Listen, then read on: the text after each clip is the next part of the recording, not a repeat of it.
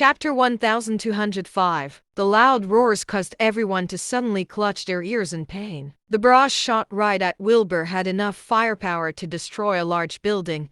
The cannon fire covered a large area, leaving no room to dodge at all. Everyone was speechless as they looked at the scene. Facing that kind of firepower, there was no way anything could survive. Science truly was the most powerful weapon. Yet, at that moment, Wilbur shouted out loud, and spiritual flames surged up from below his feet, quickly forming some battle armor. The armor consisted of a helmet, breastplate, falds, greaves, and boots, with two long strands peeking out from the back. The armor burned with the power of various spiritual energies.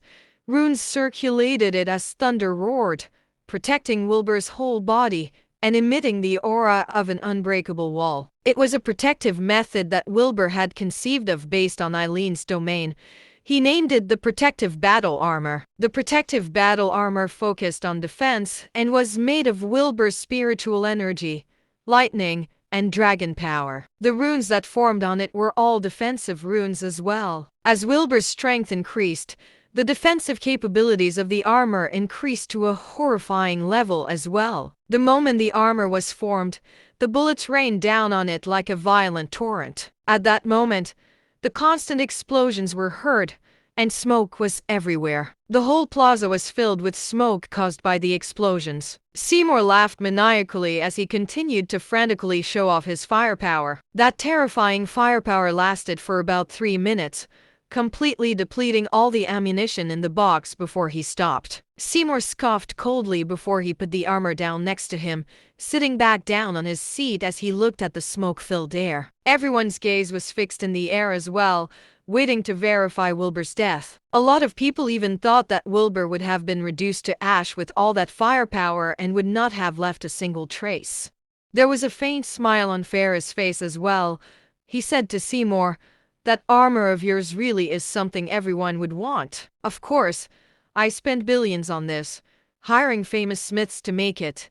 If you count the materials, it's probably worth close to 10 billion, Seymour said proudly. Ferris nodded and smiled, indicating his acknowledgement. Eileen narrowed her eyes, looking up in the air and not saying anything. "Eileen, we're still willing to give you a chance. Just think about it."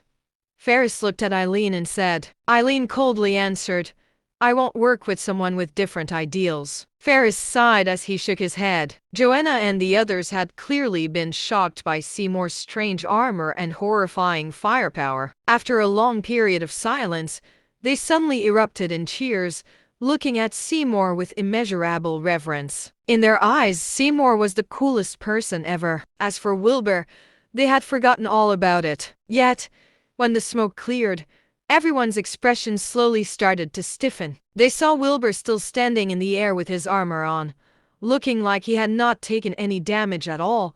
He merely looked down coldly. Everyone was shocked. None of them had expected that result. How could someone actually manage to survive such firepower? Ferris and Seymour realized that something was wrong.